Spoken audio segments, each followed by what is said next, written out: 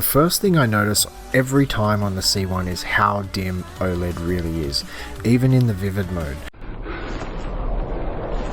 Wait a minute. This isn't my world. Disappointed! Now don't get me wrong, the C1 is a gorgeous TV, and if you had nothing to compare it to on a daily basis, I can absolutely see why people are so loyal to OLED. When it comes to gaming, what can I say? I do believe OLED by nature is undisputably the king in terms of pixel response time. Fundamentally, the pixels on an OLED will always respond quicker, but that's not all there is to it. When I make these reviews, I really try not to get sucked into the hype. I try to go off how the TV feels rather than point out specific items from a spec sheet. I really do feel that a lot of other reviewers out there are so biased because of kickbacks, freebies, whatever it may be. Some channels only review LG TVs, and you have to ask yourself, how many fingers do LG have up in there? So I fucks with you. Shit, I fucks with you too. Is that good? Yes, that's a yes. When I jump over to the QN900A, the TV comes alive. Yeah, it doesn't support Dolby Vision, but seriously, play it for a day and tell me you still miss it. The TV screams in HDR, it actually has shocked people. While we are still here, let's briefly discuss the elephant in the room, blooming.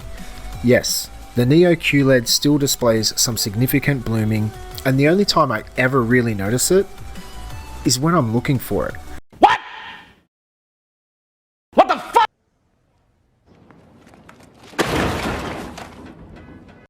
Samsung has done a great job with Mini LED, and with around 2000 dimming zones, the black levels are getting pretty close to OLED standards.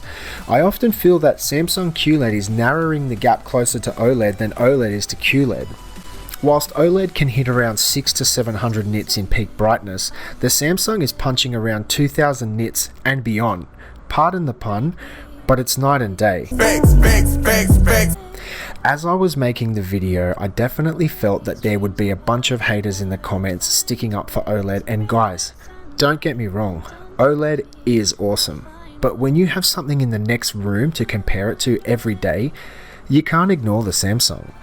As a result of all my time and testing, I'm actually thinking next year I might sell the C1 and look for a better option. So many people are just so obvious. They don't even realize that when they box me in or try to verbally put me in some type of box, that they're really showing their level of ignorance. They're putting themselves in a box. And you know, people can write all they want, but what are people doing? Like, one thing that people can't say is they can't say, I'm not trying.